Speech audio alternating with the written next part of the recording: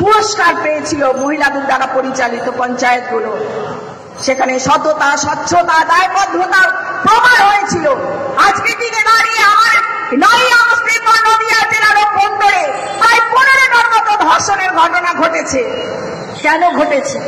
কেন আর্যিকর বার্তা দিয়ে দিয়েছে সামাজিক নরপিশাচদের যে ধর্ষণ করলে, খুন করলে, মহিলাদের স্ত্রীরতা হানি করলে এই রাজ্য সরকার তাকে শাস্তি দেবে না।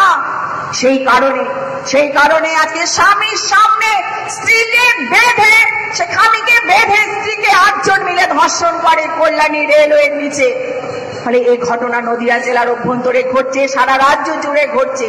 ফলে এর থেকে পরিত্রাণ পাওয়ার জন্য, এই অব্যবস্থার বিরুদ্ধে লড়বার জন্য আমাদেরকে আরো বেশি আমাদের লাল ঝান্ডার পতাকা তলে আসতে হবে। আমাদেরকে আরো বেশি আমাদের এই পার্টির পতাকা তলে আসতে হবে।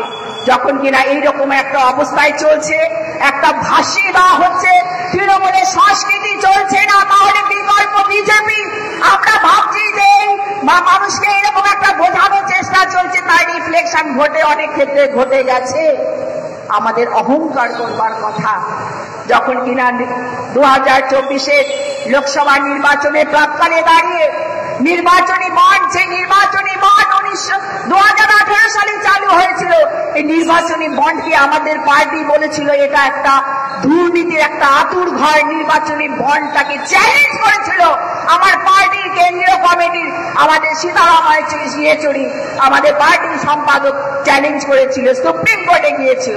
পরবর্তীকালে সুপ্রিম কোর্ট এই নির্বাচনী বন্ডকে অসাংবিধানিক আখ্যায়িত করেছিল। ফলে নির্বাচনী বন্ড ছিল কিনা বিভিন্ন কর্পোরেটের একটা তোলা দেবার একটা ব্যবস্থা। ফলে এখানে দাঁড়িয়ে আমার পার্টি যেখানে কিনা একেবারে স্বচ্ছতার সঙ্গে, সততার সঙ্গে মানুষের যে জরুরি প্রয়োজন, যে কিনা কৃষি বিল থেকে আরম্ভ করে একটার পর একটা বিজেপি সরকারের যে বিলগুলো, যে বিলের মাধ্যমে মানুষের গণতান্ত্রিক অধিকারগুলিকে লুট করে দেওয়া হচ্ছে, তাকে প্রতিবাদ করবার জায়গাটা কমে গেছে। কেননা